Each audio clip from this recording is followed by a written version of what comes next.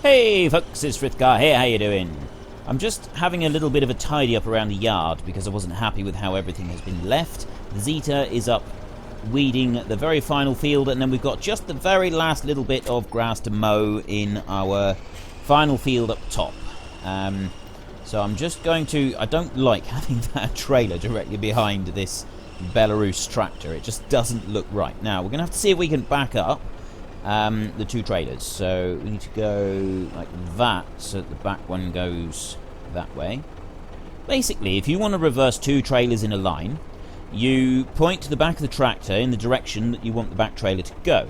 If you want to reverse one trailer, you point the back of the tractor in the opposite direction to the way that you wish the trailer to go. So in theory, it's quite easy. Once you know that and you remember those two simple little rules, it should be fairly easy. However, the reality is a lot different, mainly because when you're backing up a turntable trailer, so you need the back of the tractor to be pointing in the direction that you want the trailer to go, because the second axle is so small, so short, it makes a vast difference on the response of it all, and it makes it a little bit more difficult.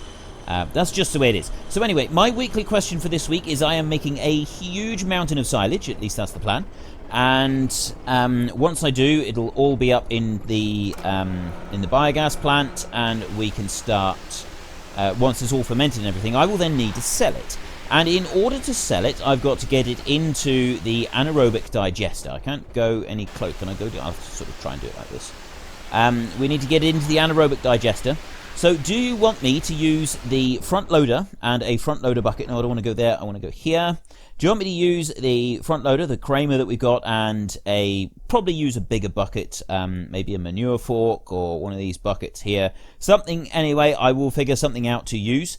And so we'll spoon it in like that. Or would you rather I used conveyor belts? I will buy a series of conveyor belts, and we will conveyor the whole lot in, all in sort of one go. Just keep it running continuously into the digester until we have sold the entire lot. It's your vote, it's your game. Head into the comment section down below, let us know which one you want, and of course don't forget to mouse over in the top right hand corner to actually cast your vote on the little white circle that should have come up by now.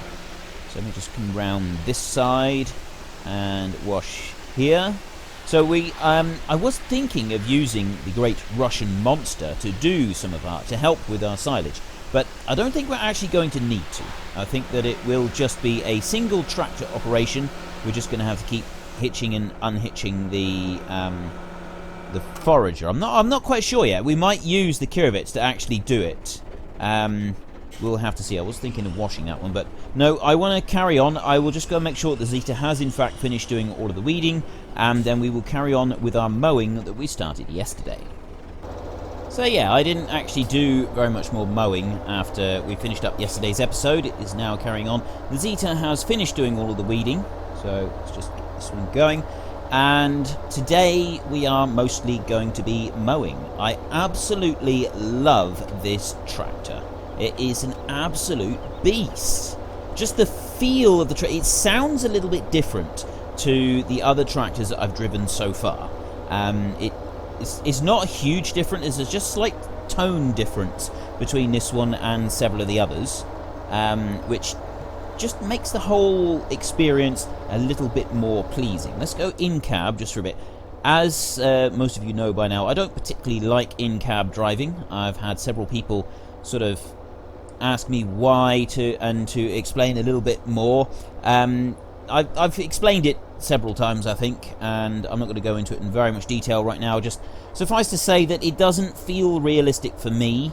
It feels less realistic for me because I've spent so much time driving tractors in real life. I'm used to how they sound and feel from inside the cab, and so it feels less realistic. Out here, I could be standing in a field and watching the tractor go past, and I think that the actual machines look more realistic and feel more realistic like this, as, you know, it would be me seeing them go by in a field, than they do up close from inside the cab, because I've spent so many tens of thousands of hours sat inside the tractor. Having it flat on a 2D screen rather than the full 3D interactive environment doesn't feel for me to be quite right. So that is why I don't like it, and that is why I limit the amount of in-cab driving that I do, purely because I know that some of you do actually like it, but yeah, it's not something I'm fond of, and that is the main reasons. Right, we're going to do a little bit here, not a huge bit. There's a massive section down the bottom there that we're going to do as well. So let's get this bit here going. We want to unfold and start, and then go back to the back, unfold these, and as soon as they're lowered down we will start them as well. We don't have a swapping option with this one. Yeah, so there's no swapping option on this one. I believe that the Chrome Big M is available. However, people have pointed out when I said that I might use the Chrome Big M that it does in fact cause a few issues. It hasn't been very well converted, and it's caused some crashes and that. So I probably won't use it just yet. Might wait for a more stable version to come out. I don't want to risk having a major issue with the game and losing everything that we've done. So we'll come on down here. I'm not going to bother just weaving in and out of the poles. We'll just come straight down through here. We've got that big section down there. There's more pieces over there that we're going to do as well. So we're not exactly going to have a shortage of grass. I'm recording this on the same day as yesterday's episode, just because that's how I need to do things. So I haven't yet been able to see what your comments were yesterday about whether you thought I should be leasing the silage equipment or not. If you didn't have any say in that yesterday, I am thinking of leasing the equipment that I use to do the silage just as a one-off lease. Now, because my rules for this map are don't lease, I need to know what you think of it. So far, I've only leased a couple of things, and one of those was a tree planter, which most of you said I should lease because it's a one-off use. And so I figure that it would be the same for the, you know, it probably help if I lift it up. It would be the same for the silage equipment. I'm only going to be using it the once. The trailed forager that we've got, and the, just back up there a second, there we go. Yeah, the trailed forager that we'll be using, and the silage trailer that I'm going to use to go onto the IT runner. I sort of feel that they would be well together. They would do well together, but as we're only going to be using them once, it might be better to lease them.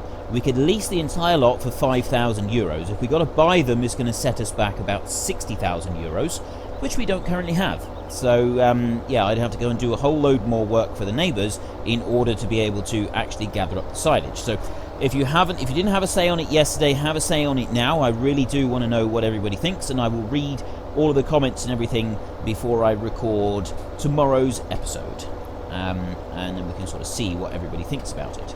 So we've just got this one. I'm not going to go too close to the tree. I do tend to get a little bit greedy when I'm cutting and get really close to the edges and so on, and then regret it every time I go past with tedders and with rakes and everything else. So we'll try to avoid getting too close to anything this time and keep it nice and simple so that we can get plenty of stuff cut and not have any issues when it comes to trying to gather it all up. That was actually really good timing for the mowers to lift up and down just then. I was quite pleased with that. I don't often get it timed that beautifully, that perfectly. So I thought I would talk a bit today about mowers. Now, we're doing mowing. I've never used mowers like this. Never, ever. And I've not even seen them being used. I have seen them a couple of times driving along the road, so I'm aware that they've been used. And I have seen videos of these butterfly mowers out to each side being used, but I've never seen them being used in real life. I have seen a front-mounted mower and a big side-mounted mower being used together, just out on one side, kind of like the Kuhn one that we had on offer as one of our weekly questions, as one of our options for our weekly question from last week. And I didn't actually pick the mowers up there. It'll be alright, actually. You don't need to pick the mowers up when you're going over doing silaging it afterwards. It doesn't really matter that much if it gets chopped twice. It's only when you're doing hay that you really need to be careful not to cut anything twice, because it does make things a little bit more difficult. You will end up with sort of a double cut on some of it, and sometimes it's not great for the mower to do that, but it's not going to affect it very seriously. So you can leave the mowers down and it be realistic. So yes, I've seen a front-mounted mower and a side-mounted mower being used together, and I've also seen a front-mounted mower with a trailed mower out to the side being used together. And the one thing that I quite liked about that setup that I seen was that it had one of the conveyor belts that you get on the back of the mower. And the way that works is that the conveyor belt can be turned on or off at will, and so you can sort of drive up the row, and the conveyor belt will throw the grass that it is cutting from the trailed mower onto the swath from the other mower, and the central mounted mower, and so you get the two swaths being moved into one, and then you don't need to go along and do any rowing up or anything like that afterwards. It does it in a single pass, and you've got it all there ready to pick up.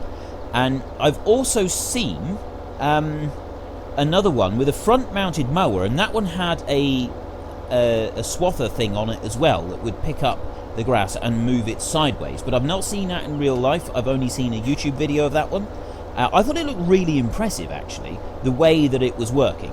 And basically it enabled the operator to go down the field and put it was like 4 rows into one.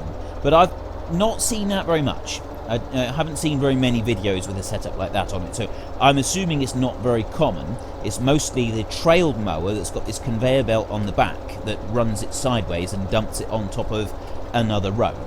And then you can move the conveyor belt however you want. You can lift the conveyor belt out and not use it. Depends on what you want to do at the time. And when I used to work for an agricultural contractor at one point, basically I spent a summer just doing silage. It wasn't particularly exciting. I was on a silage trailer, just running backwards and forwards to the field all the time. Really good for the first week. You see all sorts of fantastic machinery you've never seen before, and then after that it starts to get really, really, really dull, because you're doing the same thing day after day after day after day, and there's no variation. You just move from one farm to the other, doing the same job over and over. You do get interesting moments, but generally the job wasn't the most thrilling job that I've ever had, because I crave a bit of variety. I like lots of variety in everything that I do. So generally I prefer working on smaller farms. Well, back when I was working as a farmer, I would prefer working on smaller farms, because you get a lot more variation. No 2 days would ever be the same, unless you were doing something like hay. You wouldn't ever have 2 days where you're doing the same task, because you would sort of, the task would be completed in a day. And sometimes it would go for 2 or 3 days, but that would be about it. You certainly wouldn't spend weeks and weeks doing the same thing over and over. And that's generally why I prefer working smaller farms. That being said, however, the bigger farms, you see the bigger equipment. So it's sort of a payoff between the two. Being able to see and use the absolutely huge equipment is awesome. There is no two ways about it. It is absolutely awesome being able to use it. It's great fun to drive around, and you do see some very interesting things. So yeah, there's pros and cons to it all, I guess. So yeah, that's where I seen the trailed mower with the front mounted one, where they put them all in together, because the guy that did the mowing, that's what he did with all of it. I rode around with him a couple of times while he did it. I never got to have a turn. I was always gutted about that, because that is the only place that I have ever worked that have run any kind of front mounted mower on the tractor.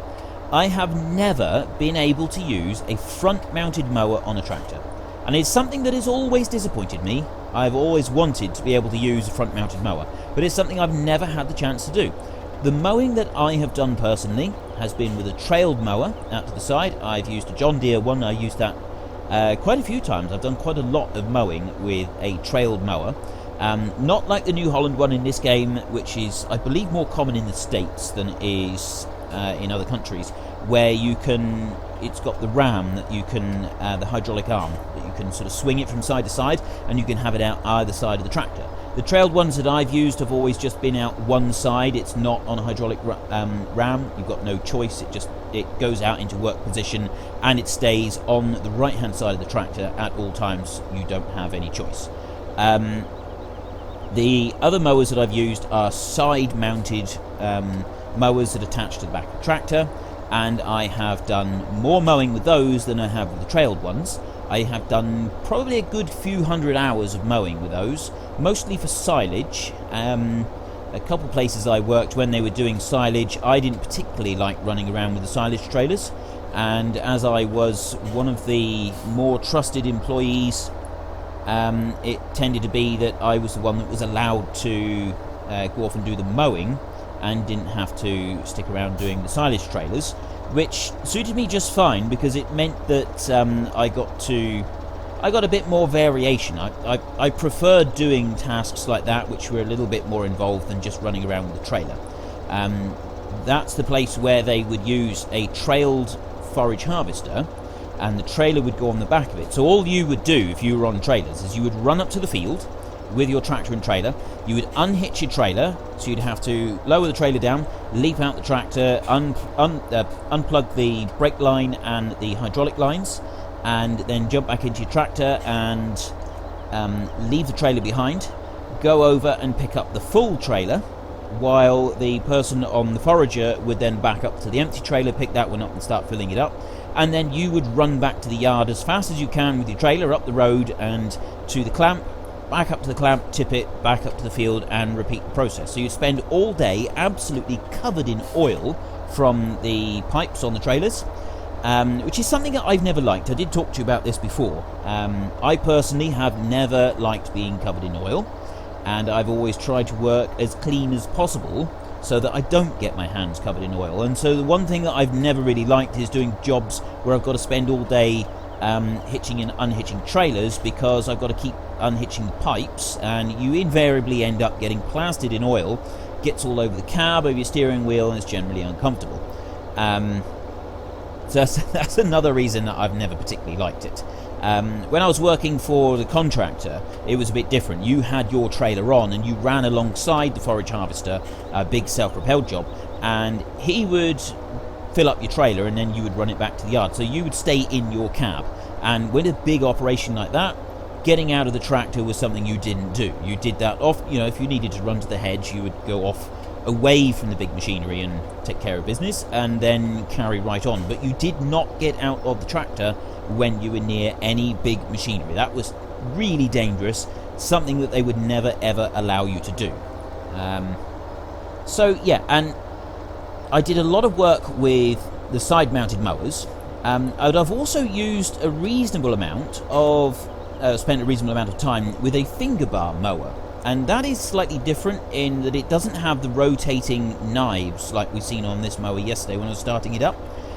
No, what that one has is it has two sets of fingers that rotate back and forth above each other.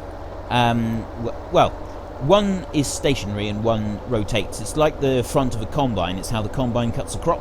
And it's... The thing with that one is, for those of you who don't know, I'm trying to think how best... I know. Hair clippers. You've seen how hair clippers work, how you've got one set of stationary knives and the others just rotate back and forth over the top. Kind of like that. That's how it kind of works. And you run up through the field with a bar that has got these teeth on it that are shaking backwards and forwards, cutting grass. It's a slow way to do it. It's the old mowers are like that, but I've used one of those quite a bit as well. And I quite enjoy doing that, actually. Though generally you use those in different circumstances. On a commercial enterprise, you wouldn't normally see it being used. It's more of a very small farm thing that would use a mower like that, because these days, because they're so slow, it's just sort of not worth the time. It doesn't really warrant the time and expense of running it. So you tend to find very small farms that don't make their entire living from the farm would use things like that, because they can't afford anything bigger, or they just want to use older machinery on their property, and that's how they do it. I'll finish this little bit up a second, because I've been talking non-stop about mowers now for probably nearly 15 minutes. We'll finish this bit up, and I'm going to go and look for some other areas of grass to cut as well, because we do want to do some more cutting. But then we're going to want to be able to do a bit of raking. So I'm thinking that we're not actually going to do the silage this week. This week we're going to finish doing mowing. I did say that I would spend almost all day doing mowing today, and then we'll do the next bit. So the next bit is going to have to be the raking. So I think that tomorrow we'll be raking. And I am considering not using the rake that we've got. I'm considering using a different rake and leasing one temporarily, a wider one, so that we can sort of speed up the whole process of doing the silage. And if we take a quick look here, where are we? Windrowers, that's the one I'm looking for. Possibly this one here, this Coon one, although that's £8,000 to lease, which doesn't really make me think that it's worth it. That one isn't going to be much different. I thought it'd be quite cool to use one of the mergers, but I think that's a little bit too expensive to justify it. At the moment, we got that one there, which is a 9.3 metre. That one's 8. That one's ridiculously expensive, and that one's ridiculously expensive as well. So, actually, we might just end up using the one that we've got, which is that one. Now that we think about it. Seeing the money that we've got and so on, yeah. Anyway, I'm going to get a bit more grass cut, and I'll come back to you and update you with what we've done and what we're still going to cut. I am now heading away south from the biogas plant. You can see it over there on the left-hand side of the screen. I'm sort of just running a strip down through here that I thought that we could do, and then I think that we'll go back up towards the biogas plant, and by field 17 I think there's quite a bit of grass that we could do. But before I do that, however, I reckon if we go down to the end of these fields here, and I won't worry about those there. Let me just pick these up. Like this. We'll go bombing down through here. We can leave the mowers running while we race up through here. There's a whole load of space, a whole load of land at the end of the fields down here. So I figured that we could mow some of that. There's a few strips worth that we could do. So I'm going a little bit fast with these mowers. Probably should turn them off if I'm going quite this fast. Yeah, we could do a little bit up through here. I reckon one pass back and forth would actually get us a decent amount of grass there. So let's lower these down here. I don't know how tight we can get to this. Whoa! Okay, so we've now got, if you take a look at the map a minute, most of these fields will now be growth stage. Yeah. Most of these fields are now ready to harvest. So if I'm going to be doing any extra work, now's the time to do it, because you get the harvest and then you get some extra time as well, your extra tasks, like the mowing and stuff like that. So that's really when you can make it. If you want to do contracting jobs, that's when you can make a pile of money, is when you've got a whole load of jobs, a whole load of fields that are ready to harvest, because you do the harvest, you do muck spreading or fertilizer. No, muck spreading is straight after harvest. Then you do ploughing, then cultivating and sowing, and then sometimes, depending on which drill you used, you will do some what do you call as well? Some more fertilizer spreading. So yeah, you can make a huge amount of money if you want to do contracting jobs on when it's harvest time, especially if you use the GPS mod. You don't have to concentrate on it quite so much, and that's one of the good things about the GPS mod, is it will sort of do those jobs for you. You still got to be there, you've got to nurse it in case it goes wrong on the ends, but you don't have to concentrate quite so much, and it's a lot more efficient. You can get more money out of it that way. So what I think we'll do here, I think 2 passes on all of it. We go right the way up to the end here, and then we'll turn around and we'll go all the way back down again, and that's going to end up being slightly more than one width for the rake. Although as we're going up here, it's getting wider and wider. Let's just bring the map up so you can... Is it getting wider? No, it's not getting wider. It's just me, I think, thinking that it's getting a bit wider. I'm not quite sure. So we're not going to get to any raking today. That is going to have to be tomorrow. So I would say, realistically, if we concentrate on getting the raking done tomorrow, and I'll see if there's any other jobs that we want to do as well. We might get the silage gear ready so that we can make a start, so that I'm not just doing raking, because I realise that might be a little bit dull. And then next week we will end up doing the bulk of our silage, and I think that we're going to do quite a lot of silage. I think we're going to be back and forth into the clamp there, a number of times, and I'm not sure. I'm going to try and do a lot of it on screen. I think that doing it like this so that we will... Ooh, that is my timer to say that we're running out of time. Doing it like this so that I'm sort of talking you through a lot of it, and we'll do, you know, we've done mowing today. Tomorrow we're going to end up doing raking for just about the entire episode. I'm not going to lie to you, so if you don't want to see lots and lots of raking, tomorrow's episode might not be quite so hot for you. I'll be honest with you up front about that. Let's try a little bit more in cab, just for those of you who do want to see it. Although I personally agree with those of you who don't like it, it does tend to make me feel a little bit seasick and queasy sometimes as well. So we won't do very much like this. My weekly question for this week is that when we've made all of this silage and we come to sell it, do you want me to use a bigger bucket for the Kramer and do it like that, so that we sort of spoon it all in? Or, yeah, I can't do any more of this. I need to do it out of cab. It just feels better. Plus, it does. It genuinely makes me feel a little bit seasick sometimes when I'm doing it. Sometimes it's fine, but very occasionally it does make me feel a little bit wheezy. Well, not wheezy, queasy. That's the word I'm looking for. Yeah, so I think today is one of those days. So we won't do any more in cab. Yeah, do you want me to use a bigger bucket on the Kramer and do it like that, so that we sort of spoon it all in one bit after another? Or would you rather I used conveyor belts, bought some conveyor belts, laid them all out in a line and did it in that fashion? So that we've got... we set up the conveyor belts. You can basically keep them running for absolutely ages while it just pours in all the silage that the front conveyor belt can reach, and then we just extend them out a little bit and get a bit more. Sometimes I think it works really well, sometimes it doesn't. Right, we don't own that field, so the middle one will keep running, but the back one, well, both of the back ones shut off, so it doesn't actually let you do very much mowing. Depends how. Sometimes you can get a bit closer than you think. The boundary of the field is a little bit varied in places. So if we come down there and control V, I will finish doing the mowing before tomorrow's episode, and then I will take the mowers back to the yard. And now, how close did we get? We drifted a little bit close to the field right there. If I lower down again and come up here, it's just enough so we can just take out a little tiny bit more. And now I want to see how close we can get to this field. Yeah, that's about it. We really were cutting right on the very edge of the boundary there. So we're not going to get very much more grass here. And we'll get a bit more up the end of that other field. I'll finish doing any mowing that I'm going to do before tomorrow's episode. And we will then... Ooh, should I do a piece up through there? That goes right back to our... Let me just see.